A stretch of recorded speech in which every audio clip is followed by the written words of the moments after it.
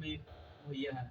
यानी कि आप आधा टन का भी ले सकते हैं, पौने टन का भी ले सकते हैं, 1 ton, 1.5 ton, 2.5 ton, 2 ton, 3 ton से लेकर 45 टन मार्केट में मिल जाती हैं।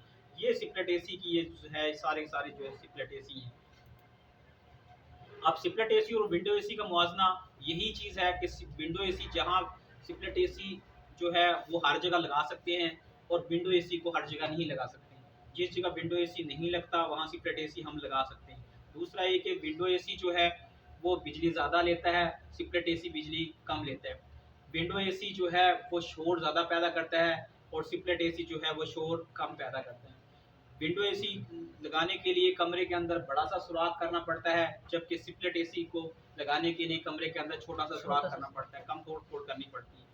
विंडो एसी जो होता है वो जो है वो उतना खूबसूरती पैदा नहीं करता, जबकि स्प्लिट एसी जो कमरे में लगा हुआ है ये खूबसूरती ज़्यादा पैदा करता है। तो विंडो एसी जो है ये ज़्यादा चीज़ की थथराहट शोर ज़्यादा होता है, इसका भी जो स्प्लिट एसी का शोर थथराहट कम होती है, इसलिए जो है स्प्लिट एसी को हमारे जो मुल्क के अंदर ज़्यादा तरजीह देते हैं। अब स्प्लिट एसी के अंदर जो इंडोर होता है उसके हिस्से कौन कौन से होते हैं, उसके हिस्सों के नाम आपको दिखाते हैं कौन कौन से इसके हिस्से होते हैं। ये जो force convection fins type evaporator होता है, रेडियल यानी ब्लोअर फैन होता है, एयर फिल्टर होता है। इसके अलावा जो है मूविंग मोटर होती है, पीसीबी किट होती है, रूम टेम्परेचर सेंसर होता है, कॉइल या रेफ्रिजरेंट सेंसर होता है, ड्रेन पाइप होता है, ड्रेन ट्रे होती है, blower fan, front cover, back cover, LCD, grill और ब्लोअर बुश होता है। ये अभी आपको दिखाते हैं। ये आपका हम सामने देख रहे हैं, ये हमारा fins type force convection evaporator. ये आप देख रहे हैं, ये इसकी शेप होती है। उसके बाद ये है रेडियल फैन यानी ब्लोअर टाइप जो है फैन, ये आपके ब्लोअर होता है, ये इसको ठीक है ना, ब्लोअर फैन कहते हैं इसको, ब्लोअर फैन। उसके बाद ये आपको स्विंग मोटर या मूविंग मोटर कहते हैं, ठीक है ना। स्प्लिट एसी के अंदर ये जो देखिए 12 वोल्ट डीसी की होती है, 130 ओम इसकी मुज़ाहमत होती है, ठीक है ना। ये इसका मॉडल नंबर होता है, ये इसकी वायर होती है जो सर्किट के साथ लगाई जाती है, ये जो है ठीक है ना। तो ये मूविंग जो गिरल है उसको घुमा रही होती है, इसको कहते हैं मूविंग मोटर, ये स्विंग मोटर भी कहते हैं।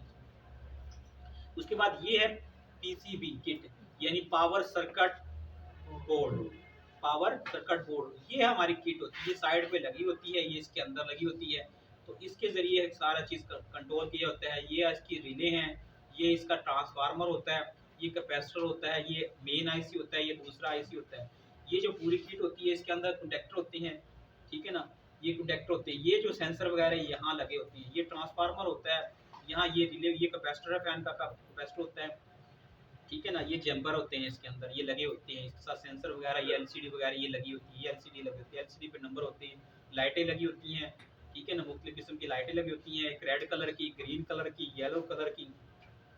ग्रीन कलर रेड कलर की जो लाइट होती है ये शो करती है इंडिकेशन को, जबकि ग्रीन कलर की जो लाइट है वो शो करती है इसके अंदर कंप्रेसर चल गया है या नहीं चला।